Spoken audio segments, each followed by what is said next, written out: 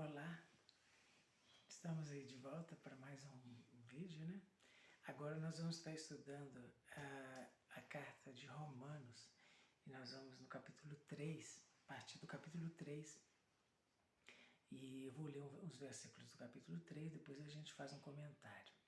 No capítulo 3, no versículo 19 ao versículo 23, fala assim: Ora, sabemos que tudo o que a lei diz aos que vivem na lei o diz, para que se cale toda boca e todo mundo seja culpável perante Deus, visto que ninguém será justificado diante dele por obras da lei,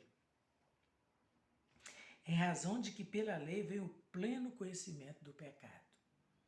Mas agora sem lei se manifestou a justiça de Deus, testemunhada pela lei e pelos profetas, justiça de Deus mediante a fé em Jesus Cristo, para todos e sobre todos os que creem, porque não há distinção, pois todos pecaram e carecem da glória de Deus. Romanos capítulo 3, versículo 19 ao versículo 23. O ponto aqui é a justiça de Deus.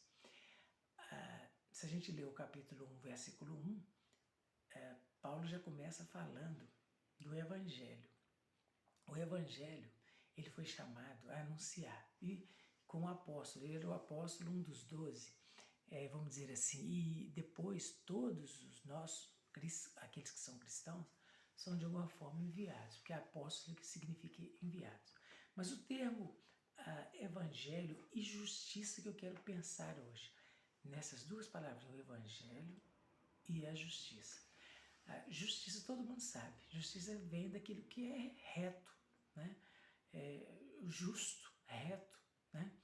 Agora, o evangelho é boas novas. Então Paulo diz no capítulo 1, nós estamos em Romanos, ok? Versículo 1, capítulo 1, versículo 1, ele fala que do evangelho, das boas novas. E ele fala nesse capítulo 1, nós estamos no 3, mas a gente vai dar uma falada rápida no capítulo 1, e depois a gente fala um pouquinho do capítulo 2 para chegar no 3. Então, o que ele fala no capítulo 1?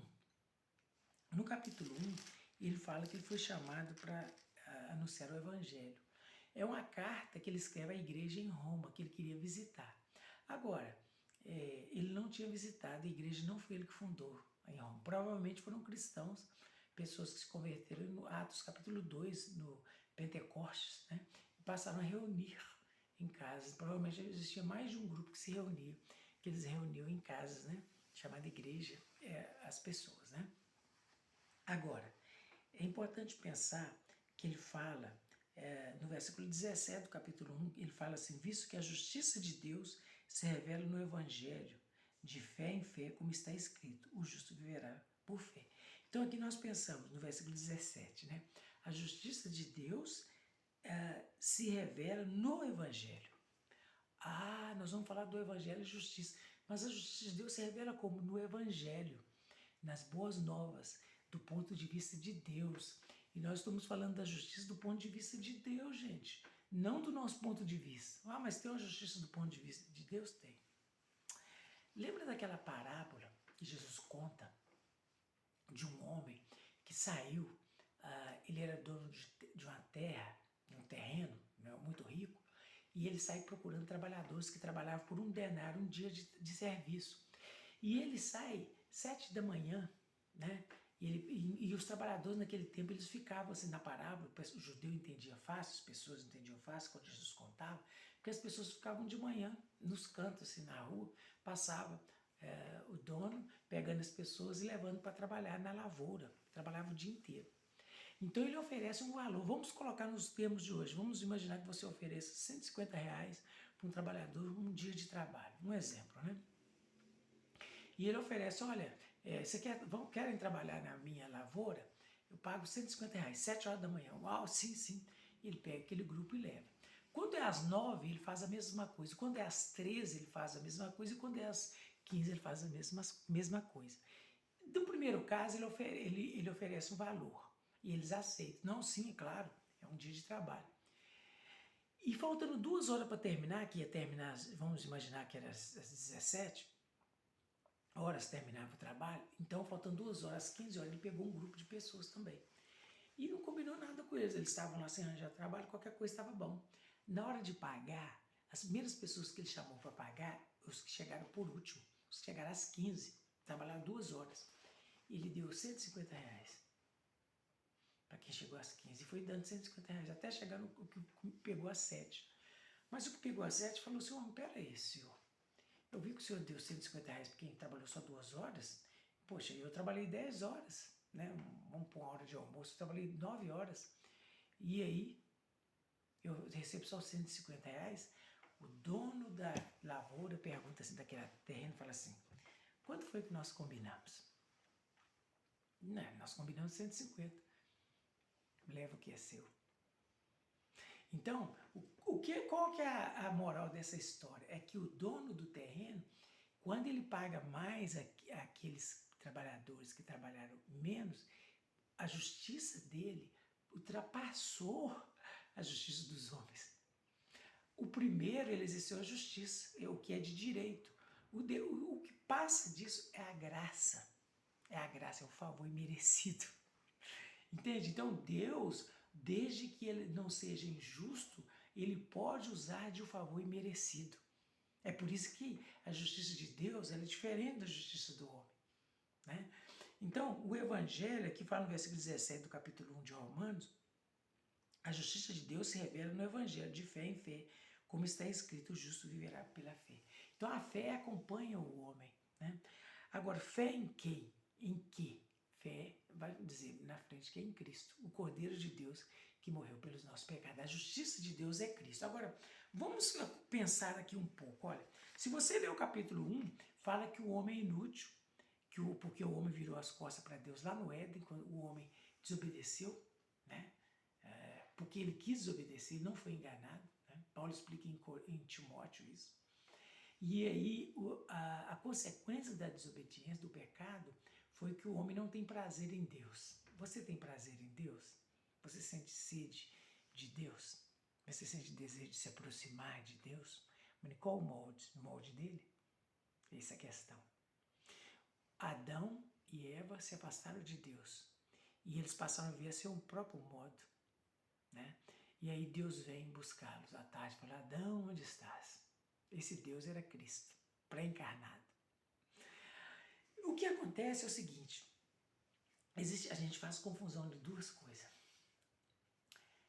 A graça, existem duas questões na Bíblia, a salvação e o galardão. Para o cristão, o galardão são recompensas, são obras produzidas pelo cristão, recompensa, mas ele tem que ser cristão primeiro, ele tem que se arrepender e crer no Evangelho primeiro. Só aí que ele pode receber galardão. O que é galardão? Recompensa por obras. Mas que tipo de obra? Eis a questão. Não é, às vezes, não é o que nós estamos pensando, não. As obras. Esse é um outro ponto. Todo homem não cristão, o homem não convertido, que não foi alcançado por Cristo, pela graça de Cristo, que rejeitou, que fugiu de Deus, que recebe todo dia a palavra, a oportunidade de se arrepender e crer no Evangelho, ele vai ser julgado. Sabe como? Apocalipse capítulo 20, versículo 11 e 12. Pelas obras. E a Bíblia fala que pelas obras ninguém será justificado diante de Deus. Por quê? Porque Deus vai julgar a perfeição. Porque o que condena o homem é o pecado.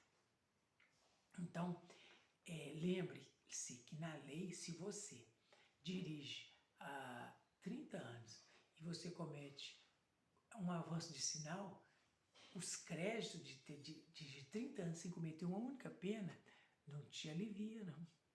O julgamento pelas obras de Apocalipse 20, versículo 11 e 12, pelas obras, ninguém vai ser salvo. Ali é o chamado trono, o grande trono branco. Agora, o cristão, as obras dele, ele é salvo pela fé. E em 2 Coríntios 5, versículo 10, ele é julgado no tribunal de Cristo para galardão ou não, para receber alguma reprimenda, mas não vai se perder. Mas o que é obra do ponto de vista de Deus? É diferente do ponto de vista dos homens. Agora, vamos pensar o seguinte. O que é arrependimento? O que é a justiça de Deus? Como é que nós atingimos a justiça de Deus? Deus procura o homem. O homem do capítulo 1 de Romanos, ele é depravado. Ele deu as costas a Deus. Ele busca a sua própria glória. Ele quer ser reconhecido o tempo todo. É o lugar de Deus que ele quer para ele. E ele é inimigo de Deus. E uma das operações que Deus manda para o homem de essa é a sede insaciável de querer ser Deus ou igual a Deus. Isso o homem não pode alcançar. Ele não pode receber adoração, isso nunca satisfaz. Ele tem uma conquista hoje, outra amanhã, outra depois, ele nunca se satisfaz. Isso, Romanos capítulo 1 vai falar que o homem ele passa a adorar a criatura ao invés do Criador, a si próprio, ou um outro ídolo. Hoje os ídolos nossos são jogadores de futebol, atores, cantores, né? E outra coisa que Deus manda a operação do é a questão da depravação moral. Homem com homem, prostituição, mulher com mulher. Está escrito em Romanos 1. No capítulo 2 fala da religião. Então a religião em si ela não pode salvar o homem. Por quê? Porque a religião ela satisfaz a si próprio. Existem coisas na religião que pode ser boa, mas que não é o suficiente para salvar o homem. Por exemplo, se eu for na Santa Ceia, se eu der o dízimo, se eu ir à igreja, se eu ler a Bíblia, isso só por si só é suficiente para a salvação? Não. Mas isso não é, são coisas boas, são, mas não é o suficiente ainda. Então a crítica aqui, no capítulo 2, é o seguinte: você judeu que fala que não deve mentir, você mente. Você fala que não deve roubar, você rouba. Então, ou seja, o evangelho de Deus é um evangelho que transforma, entende? Que causa transformação. E ele veio só através do Espírito Santo. É por isso que a salvação é pela fé, Efésios 2, 8 e 9. Não de obras para que ninguém se glorie. Agora veja bem, deixa eu te dar uns exemplos aqui. Lembra, as nossas justiças, a justiça vem da palavra reto. O que é reto, no sentido mais simples, do que é justo. Entende? Eu citei o exemplo do trabalhador, o que é justo, o que é reto. Deus fez o que era reto. O que passa disso, Deus pode, da parte de Deus, é a graça. Né? Agora, observa o seguinte, o filho pródigo, no capítulo 15, versículo 18 e 19, vou te dar um exemplo. Ele fala assim: poxa, eu estou aqui no meio dos porcos, peguei minha herança, desobedeci meu pai, então eu estou passando mal aqui, desejando comer a comida dos porcos. Eu vou chegar para meu pai e falar: pai, sou pecador, pequei contra ti, me perdoe. Me trate como um dos seus trabalhadores, não precisa me tratar como filho. Ele pensou assim. Quando ele vai, Lucas 15, ele está indo no caminho, de longe Deus vê ele. Perdão, o pai dele vê ele, a figura de Deus como um pecador. E vai correndo e abraça ele. E ele fala: pai, pequei contra ti. Não sou digno de ser chamado seu filho. Até aí. Ele não fala, me trata assim, não. Ele não fala no eu. O pecador, o arrependimento é assim. A gente só se expõe: Senhor, minha situação é essa. Agora o orgulho permite que eu me age dessa forma? Lembra do ladrão da cruz? Lembra do ladrão da cruz? Lucas 23, 40, 41, 42. O ladrão, cheio de pecado, falou: Senhor não, falou Jesus, falou com Jesus: desce da cruz e salva nós também. O outro ladrão, que representa todos os arrependidos, né? Ele fala assim, ele repreende aquele ladrão, falou: nós estamos aqui porque nós merecemos, reconhecendo o pecado. Nós estamos aqui, e esse nenhum mal fez, reconhecendo em Cristo a divindade dele, reconhecendo em Cristo a santidade dele, a perfeição. E fala mais adiante, fala assim, logo em seguida ele fala assim: Senhor, lembra de mim quando entras no teu reino. O lembrar, Senhor, chamou Jesus de Senhor, reconheceu o senhorio de Cristo, a divindade dele e o reino que ele estava entrando. É o suficiente. É isso que nós precisamos. Chegar diante de Deus, reconhecer: sou pecador, não vou pedir nada, apenas Senhor. O Senhor é o Deus. Lembra desse pecador. Lembra da oração do publicano lá no Muro das Lamentações? O outro falou: Senhor, eu dou o dízimo, Senhor, eu não misturo, Senhor, eu não falo palavrão, Senhor, eu não faço isso, eu não faço aquilo. Eu faço, eu. Não sou igual a esse aí, não. O outro nem levantou a cabeça e falou assim, tem misericórdia de mim, pecador. Jesus disse, esse saiu justificado. Esse saiu justificado.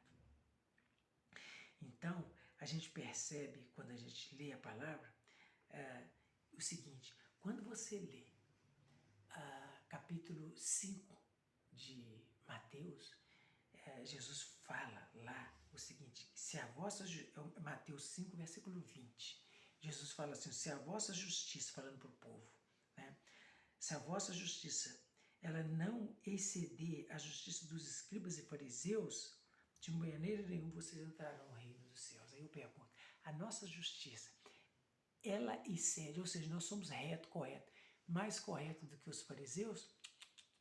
Não. Sabia que não? Sabe por quê que eu te digo que não? Pelo seguinte, Paulo era fariseu antes de ser cristão. Olha o que ele escreveu. Filipenses 3, versículo 4 a 6. Ele fala assim, olha, se qualquer outro pensa que pode confiar na carne, eu ainda mais. Eu fui circuncidado ao 8º dia, da linhagem de Israel, da tribo de Benjamim, hebreu de hebreus, quanto à lei fariseu, quanto ao zelo perseguidor da igreja, quanto à justiça que há na lei irrepreensível. Aí ele diz lá no versículo 9, nesse mesmo capítulo 3, versículo 9 de Filipenses, não tendo justiça própria, que procede da lei, quer dizer, da Torá, que ele ia ser, dizem que Paulo ia ser um sumo sacerdote, então sabe que ele era dedicado à lei. Não tendo justiça própria, que procede da lei, senão a que é mediante a fé em Cristo, a justiça que procede de Deus, baseada na fé. Então, ele falou, todo o meu conhecimento, todo o que eu guardei, eu era benjamita, eu era judeu, eu participava, eu era fariseu, eu praticava a lei, nada daquilo me justificaria. O que me justificaria? Nunca a justiça própria, mas a justiça que procede de Deus. Qual que é a justiça que procede de Deus? Ele fala aqui, mediante a fé em Cristo. Agora, vamos seguir em frente. Quando a gente continua, agora uma passagemzinha, olha, a gente é sempre apegado à questão da lei. A questão das obras. Deixa eu te dizer, eu falar um pouco de obras. A gente fala assim, mas... o Lutero, ele leu realmente o livro de Romanos, que é o livro que impactou ele, que fala da fé, mas e o livro de Tiago? Vamos lá no Tiago, que fala das obras? Vamos lá. Olha, quando a gente lê capítulo 2 de Tiago, versículo 21 a 26, falando de obras, ele fala assim, não por obras que Abraão, nosso pai, foi justificado, quando ofereceu sobre o altar o próprio filho Isaque. Vês como a fé operava juntamente com as suas obras.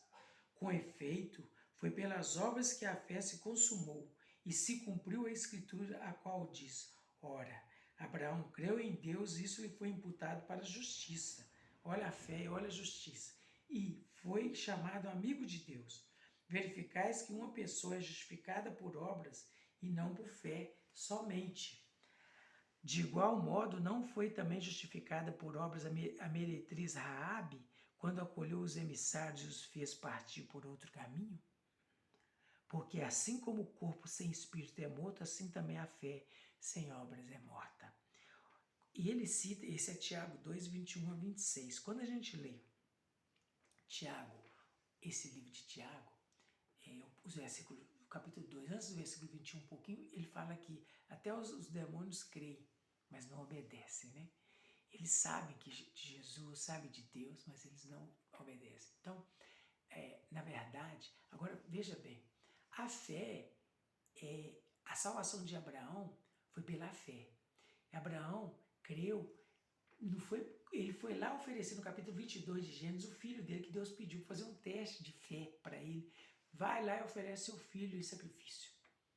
Abraão creu que Deus poderia ressuscitar o filho dele, mas a A ação de Abraão ali, ele estava mostrando uma obra de fé. Ele já tinha crido. Sabe quando? Antes do capítulo 22, quando Deus prometeu que ele ia ter um filho. E você sabe quantos anos que Abraão teve Isaac? 100 anos. Foi antes desse acontecimento dele oferecer, porque ele ofereceu, o filho dele já tinha uns 17, 18 anos, né? Pelo menos 17 anos. E Sara era estéril. Então Abraão creu e isso lhe foi imputado para a justiça. Isso está escrito no capítulo 4, depois desse capítulo 3 que eu li. Né? Estou falando até o 3, no capítulo 4 está escrito isso. Imputar é alguma coisa no lugar. Né? Então, porque ele creu, né, em Deus, isso foi imputado como justiça, ou seja, ele atingiu a justiça de Deus, porque ele creu em Deus, nas promessas de Deus. Né? E ele oferecia um cordeiro, lá mesmo com o filho dele, no alto, ele ofereceu o cordeiro, ou seja, outro morreria no lugar dele e do filho dele, que era Jesus. Né? Então Jesus é o Salvador, ele que atingiu a justiça de Deus, Cristo. E nós recebemos, por imputação, a aplicação da justiça de Deus em nós é por substituição. Né? Mas antes de falar um pouquinho da imputação, eu vou te dizer para você o seguinte. Agora, pensa comigo. Obras. Abraão fez obra. A prostituta Raabe fez obras. Agora, aí eu te pergunto, o padrão dessas obras que eles fizeram é aceito na sociedade ou é uma obra diferente? É uma obra diferente. Aliás, a sociedade não aceita, nem vê como uma obra boa, vê como uma obra ruim. São obras contrárias à natureza. Agora, imagine um pai, eu já comentei sobre essa passagem evangelizando alguém, de Abraão, ir para oferecer o filho dele, que Deus pediu. Ele creu que Deus ia ressuscitá-lo, mas as pessoas acharam um absurdo. Imagine na sociedade, desculpa, você ficar sabendo do vizinho, né, as pessoas ficarem sabendo, vão falar você, que vai oferecer o filho dele no holocausto lá no monte. Todo mundo vai falar, puxa, esse pai é cruel demais, ele tem que ser preso. Né? Agora, isso aí é considerado oferecer em holocausto o filho? Isso não faz sentido, esse velho está louco, isso que a gente diria, né? Agora, imagina agora a prostituta Raabe, os guias, os espias, que eram aquelas pessoas que vieram espionar a terra de Jericó, Josué capítulo 2. Ela era uma prostituta que viu os espias, eles creu, né? Creu no Deus de Israel e protegeu eles de serem mortos, porque eles foram descobertos. E dois agentes secretos, né? Foram dois agentes secretos por espionar para Israel conquistar aquela terra em tempos de guerra. Ela era de Jericó. A cidade estava fechada pelos muros. E eles entraram para ver as brechas do muro, como é que Israel poderia entrar. Esses dois espias, né, agente secreto, ela escondeu na casa delas, correndo risco. Por quê? Se ela fosse descoberta, a pena dela era pena de morte. Agora imagine você ser um traidor da pátria para uma outra pátria vir, outro espião vir no nosso país, você vai esconder ele do governo, do exército, né, da Polícia Federal, para depois eles virem destruir a terra. Você crê que eles vão destruir a mão de Deus e que você vai escapar. É fé. Agora eu te digo, essa mulher, para nós, uma pessoa, qualquer um cidadão, condição normal, natural, que protege a gente de outros países, nós ia achar o quê? Loucos. Alguém que merece ser preso, né? Ou condenado, se não à morte. Né? Agora, por que eu citei essa passagem de Tiago? Que é o apóstolo que fala de obras. E está dizendo, gente, deixa eu explicar para vocês, que obra depende, porque uma obra do ponto de vista de Deus, ela é diferente da obra do ponto de vista do homem. Essa obra aqui é uma obra que foi produzida pelo Espírito Santo. Foram obras produzidas por Deus através dos homens, obras que Deus ordenou. E a obra de um homem regenerado, de uma mulher regenerada, é uma obra que o mundo não agrada. Por exemplo, pregar o Evangelho. Né? Então é uma obra que Deus mandou os cristãos fazer. Os cristãos convertidos têm prazer em fazer isso. Por quê? Pregar, estudar a palavra, orar. Essas coisas são obras que agradam a Deus, que o Espírito Santo, só Ele pode mover a gente para fazer. Entende? Isso é a obra que agrada a Deus. Então a obra Que obra? Existem obras que não são necessariamente obras erradas, mas não é exatamente o que Deus pediu e não é exatamente o que Deus mandou fazer e não é exatamente a obra que é a ouro mais preciosa, né? Porque a Bíblia fala, o que adianta o homem ganhar o mundo inteiro e perder a sua alma? O que ele tem dado em troca da sua alma? Então, se você alimentar o mundo inteiro, se você tiver muito dinheiro e acabar com a pobreza, vamos dizer assim, e se as pessoas perderem a alma, forem para o inferno, o que vai adiantar? Né? É isso que chama atenção. Então, a obra, ela só vem depois da fé, né? Então, aí por isso que nós citamos esses exemplos de Abraão. Então, o que nós queremos dizer, né, para os ouvintes?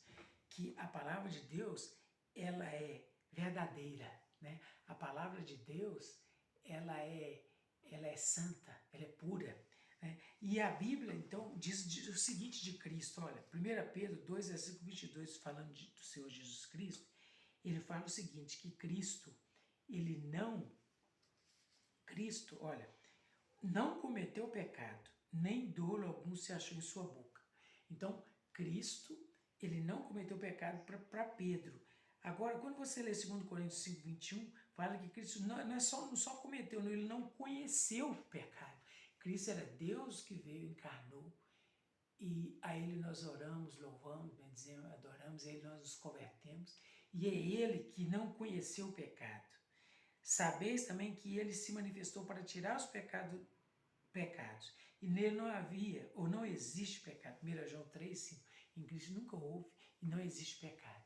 Por isso que o sacrifício dele foi aceito. Ele é o Cordeiro de Deus que morreu pelos nossos pecados. Você crê nisso? Essa que é a questão. Você crê nisso? Né?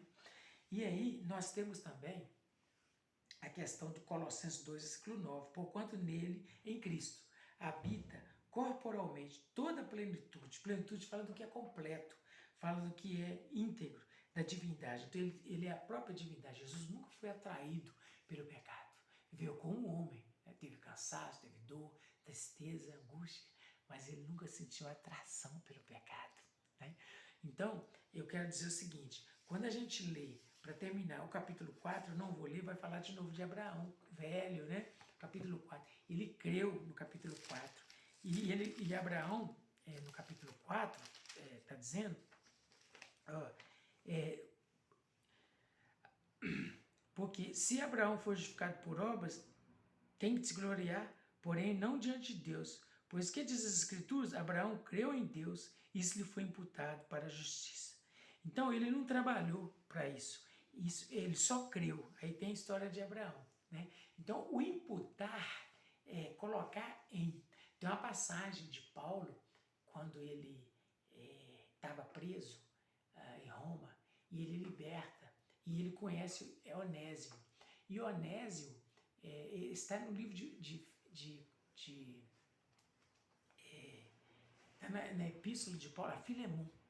Filemon, Paulo escreveu a Filemon. Filemon, o que ele escreveu a Filemon? É um capítulo só, sobre Onésimo. Paulo estava preso, porque ele pregava o evangelho. E ele preso, ele conheceu Onésimo. E conversando com Onésimo, ele pregou para Onésimo. Onésimo converteu. Onésimo tinha fugido e levado algumas coisas de Filemon, o patrão dele. E Paulo conhecia Filemon. Paulo já tinha pregado lá na cidade de Filemon. Então ele mandou a carta a Filemon. E quem entregou a carta, se não me engano, agora foi o próprio Onésimo. Falou, vai lá, procura ele e entrega essa carta a ele. Então ele fala assim, a linguagem é de imputar, o mesmo sentido de Abraão, ou seja, ele falou assim, olha, recebe a ele, agora ele é um cristão, ele se converteu, mudou de vida. Se alguma coisa ele deve e te deve, se ele te deve alguma coisa, você põe na minha conta. Quando a gente encontrar, eu vou te pagar. É mais ou menos assim que Jesus fez conosco. Nós, pecadores, devedores, escravos do pecado, ladrões, Jesus fez isso em relação a Deus Pai. Falou assim, se ele deve alguma coisa, eu vou pagar. E Jesus realmente pagou. Porque Jesus morreu no nosso lugar, ele deu a vida pelos nossos pecados. Então, por isso a gente deve crer nele. E Romanos 6, 23 fala, o salário do pecado é a morte, mas o dom gratuito de Deus é a vida eterna em Cristo Jesus, nosso Senhor. Então, a morte que eu falo é a morte eterna mesmo, eu estou falando do inferno. Quem crê será salvo, né? A salvação ela é agora. A salvação é agora e a gente quer vir em comunhão com Deus. No corpo que será depois, mas a salvação da alma é agora. E a gente quer viver em novidade de vida, esforçando para agradar a Deus, ter uma comunhão com Deus gostosa. Mas a salvação é de Deus e Ele que garante, né?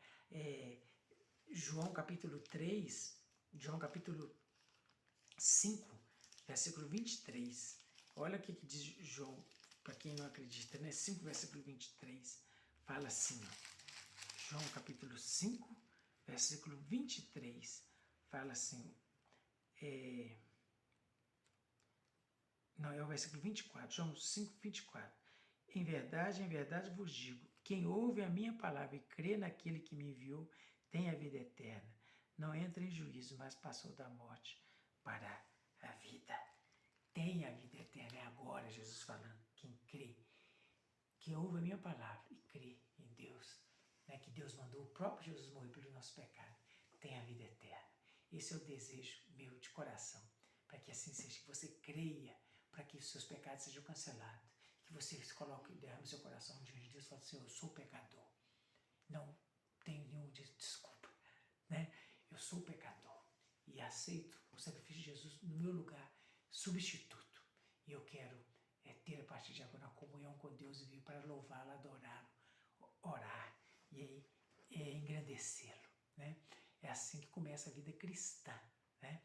Uma vida de arrependimento, confiança em Cristo e fé, e estudando a palavra a partir daí. Ele vai nos ensinando, instruindo para o crescimento espiritual. Mas nós somos todos pecadores e que precisam que a justiça de Deus, que é Jesus Cristo, seja aplicada em nós. Então Deus não deixou o homem no pecado. Deus mandou o seu Filho para morrer por nós, enquanto nós éramos pecadores, rebeldes, uns religiosos rebeldes, como os judeus lá no capítulo 2, uma parte dos judeus, confiando na religião, e outros confiando em si mesmo. E, então, não é a religião que vai salvar o homem, mas é o arrependimento e a fé que Jesus é a justiça de Deus, que já foi feita. Basta que apenas que creiamos para que a gente alcance, para que a gente receba essa salvação. E para finalizar, é a Bíblia que diz, eu vou ler Romanos 8, versículo 33, 34, 38, 39. Olha o que diz. Romanos 8, 34, 33, 34, 38, 39. Fala assim. Quem tentará acusação contra os eleitos de Deus? É Deus quem os justifica. Quem os condenará? É Cristo Jesus quem morreu, ou antes, quem ressuscitou, o qual está à direita de Deus e também intercede por nós. Porque eu estou bem certo de que nem a morte, nem a vida, nem os anjos, nem os principados, nem as coisas do presente, nem do porvir, nem os poderes, nem a altura, nem a profundidade, nem qualquer outra criatura poderá separar-nos do amor de Deus que está em Cristo Jesus, nosso Senhor. Que assim seja, que você possa crer que Jesus é a justiça de Deus aplicada em favor dos seus pecados. Assim você será justificado e você estará gozando de uma salvação. Agora, ela acontece em vida, você recebendo Cristo. Ela só vai se confirmar no dia que você morrer ou Cristo vier buscar a igreja e o seu corpo será transformado. E esse corpo a gente ainda anda com ele, né? O corpo. Mas a alma, o espírito do homem é transformado no momento que ele crê. Ele aguarda a ressurreição, né? Ou a transformação de um novo corpo. Igual aconteceu com Jesus quando ele ressuscitou. Ele ressuscitou com um novo corpo, né? Que assim seja, que Deus te abençoe. Amém.